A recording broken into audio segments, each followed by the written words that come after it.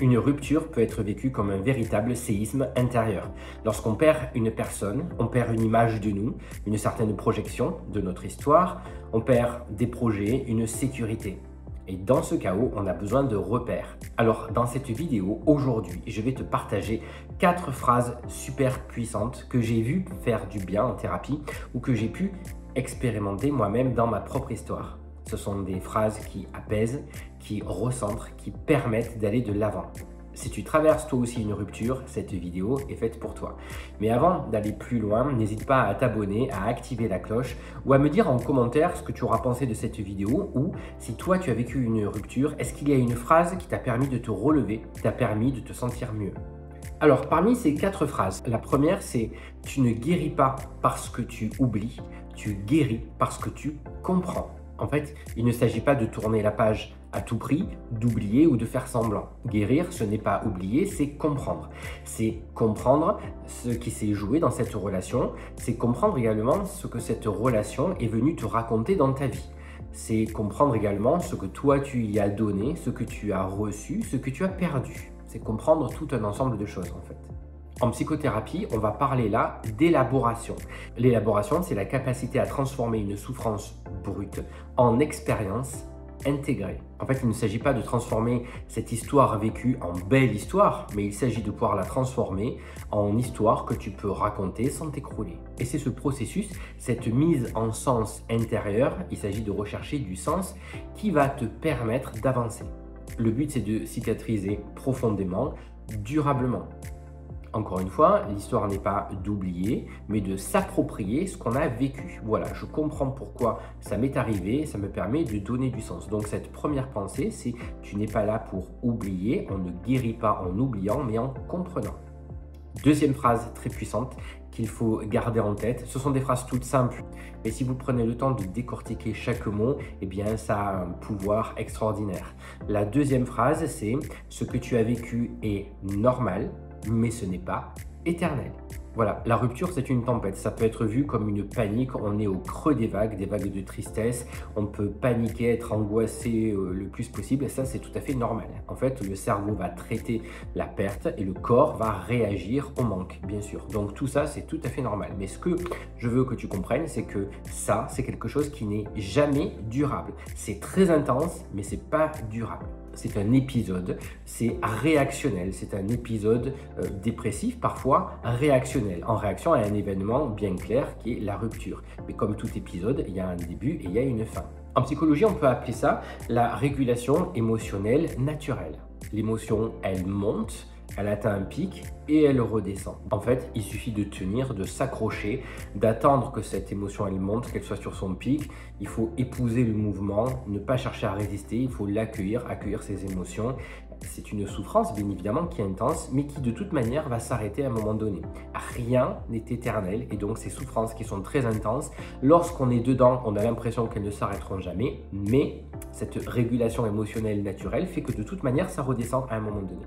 Il faut se dire qu'à ce moment-là, on suit le mouvement, on n'est pas cassé. C'est simplement que le chemin de la guérison, eh bien, il prend cette forme de sinusoïde comme ça et à un moment donné, ça s'arrête bien sûr. Troisième phrase, ce que tu vis n'est pas une régression. Parce que des fois, j'entends les personnes dire « Ah, mais voilà, et je suis reparti à zéro et ça redémarre à zéro ». Non, ce n'est pas une régression, c'est un réajustement. Il n'y a pas de retour en arrière, c'est une réorganisation. Il faut le voir comme ça. On ne revient pas à zéro. Lorsqu'on grimpe une montagne, lorsqu'on apprend des choses dans notre vie, on est tout le temps en train d'apprendre quelque chose. Et lorsqu'à un moment donné, on subit une rupture, quelque chose qu'on identifie comme un échec qui nous fait du mal, on a l'impression de redescendre, mais on ne redescend jamais jusqu'en bas. C'est normal quand on monte une montagne qu'à un moment donné, on dérape, mais on ne redescend pas jusqu'en bas. On apprend à se réorganiser. C'est l'occasion de refaire le point de nos besoins, de nos valeurs et qu'est-ce qu'on fait de nos blessures. On peut voir ça comme une désorganisation temporaire. C'est un petit peu un terme qu'on peut utiliser notamment en psychologie du développement. Après un choc émotionnel, il y a une période floue où tout semble se défaire et se déconstruire. Mais cette désorganisation, en fait, si on prend du recul, elle est tout à fait nécessaire, elle est utile, elle permet au psychisme de se réorganiser, de se restructurer, de redéfinir nos priorités, nos besoins, etc. C'est inconfortable, mais c'est fertile. Il faut le voir comme non pas comme une chute, mais comme une mue. Elle prépare, à un équilibre qui sera beaucoup plus juste pour toi. Dernière phrase qui me semble très parlante, c'est cette phrase qui est « ce n'est pas la fin de ton histoire, c'est la fin d'un chapitre ». Une rupture, ça donne souvent l'impression que tout s'effondre. On a l'impression que c'est un échec, que c'est une impasse, qu'on est dans des schémas répétitifs, etc. Maintenant, je t'invite à regarder ta vie comme un livre. Okay, tu es l'acteur principal de ta propre histoire. Tu n'es pas un personnage secondaire. On n'a pas à s'effacer pour laisser passer les autres avant. Nous écrivons notre propre histoire et nos relations, eh bien, on peut les voir comme des parties du livre. C'est-à-dire que eh bien, cette histoire qui vient de se terminer correspond à un chapitre qui a une cohérence dans tout le flot de ma vie. Et après ce chapitre, bien évidemment, il y aura d'autres chapitres. Voilà, il faut le voir comme ça, comme une partie de mon histoire. C'est pour ça que tout à l'heure, je vous disais que c'était important d'arriver à trouver du sens là-dedans. Qu'est-ce que ça vient raconter dans mon scénario, dans le scénario de mon histoire. Encore une fois, quand vous ouvrez un livre, il y a des chapitres qui sont plus difficiles à lire, qui ne sont pas forcément très beaux, qui sont intenses émotionnellement, mais ils ne constituent pas l'histoire en elle-même, ce sont des parties de l'histoire. Donc, votre histoire ne se résume pas à ce chapitre. Ça, c'est important de se le rappeler. On peut se dire que parfois, en psychologie narrative, c'est quelque chose qu'on peut voir. Tu peux devenir maintenant l'auteur de ta propre histoire.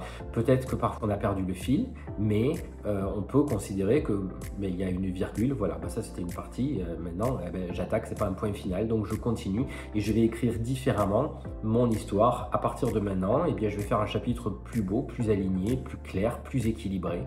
Et parfois, bien évidemment, un chapitre qui est négatif amène à quelque chose de beaucoup plus beau. Voilà, c'est une espèce de rebond. Et puis, la vie, elle est comme ça, et les chapitres d'une histoire aussi. Il faut le voir comme ça, comme quelque chose de pas définitif, comme un chapitre. Et il ne faut pas le voir comme quelque chose qui va vous résumer. Vous ne vous résumez pas à votre histoire amoureuse. C'est un chapitre. Point barre. En conclusion, je veux que vous sachiez qu'une rupture, effectivement, ça fait mal, c'est dur, c'est quelque chose de particulièrement angoissant qui prend beaucoup de place, c'est vrai. Mais c'est aussi un moment de bascule. C'est le moment où on va pouvoir tout nettoyer, faire un peu le point, se recentrer et écrire autre chose, un autre chapitre. Voilà, c'est un moment de bascule. Si tu te sens perdu aujourd'hui, si ces pensées te parlent, accroche-toi à ces pensées. Note-les, écris-les, relis-les chaque matin s'il le faut. Mais il y a parfois justement des pensées qui nous permettent d'avancer. Ça, ce sont 4 pensées qui ont pu parler à certaines personnes et qui ont eu beaucoup d'effets. Voilà. Elles ne te parleront peut-être pas toutes, mais s'il y en a parmi elles qui te parlent, accroche-toi à elles. Voilà, si maintenant tu connais quelqu'un qui traverse une rupture et qui aurait besoin d'avancer, n'hésite pas à lui partager cette vidéo. Et si toi-même tu es concerné, n'hésite pas à la revisionner encore. En attendant, si tu veux aller plus loin, libérer tout ton potentiel, lutter contre la peur de dire non ou de poser des limites parfois, qui est pourtant nécessaire dans une relation, les liens de la formation sur libérer tout votre potentiel est dans le descriptif de cette vidéo. En attendant, merci d'avoir suivi cette vidéo et à très bientôt pour d'autres contenus. Allez, salut!